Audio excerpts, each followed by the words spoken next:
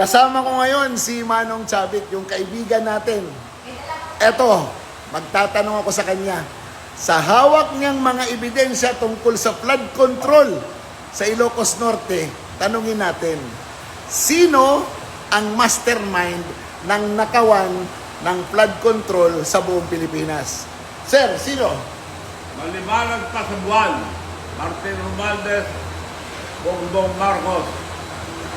O, isang prueba, Ombudsman. Idedemanda namin si Speaker Martin Romualdez, sabi nila. Sumagot si Martin Romualdez, hindi ako bababa mong isa.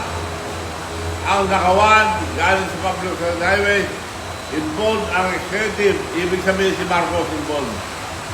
Ang liwanag sila naglalaglagan. Ngayon, nagkaregloan, wala na. Tahimik na Ombudsman, tahimik si Martin, tahimik si Marcos. Yun lang. Klaro ha? Straight from the horse's mouth. Yung meron mismong hawak ng mga ebidensya ng doble-dobleng pondo. Isang proyekto, 3 pondo. Walang proyekto pero nabayaran na lahat sa distrito ni Sandro Marcos. Oh, yan ha? Oh. Hindi lang nakawan ang ginawa, sinisira pa ang industriya. For the first time, nag-import sila ng marami tabako, sila kumita. Naghirap ang farmers. Lahat ng farmers sa Ilocos. Nag-import sila ng sugar, naghirap ang mga tiga-negro. Sila kumita. Walang nangyayari dyan kung hindi sila lahat. Sila makapangyarihan, puro nakawan ang nangyayari sa ating bansa.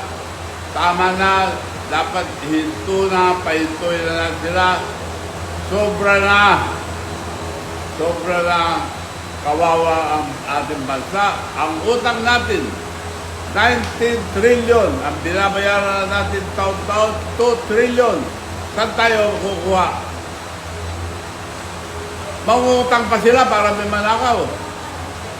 Ano mangyayari sa ating bansa? Kailangan kumilos tayo lahat. Ayan. Oh.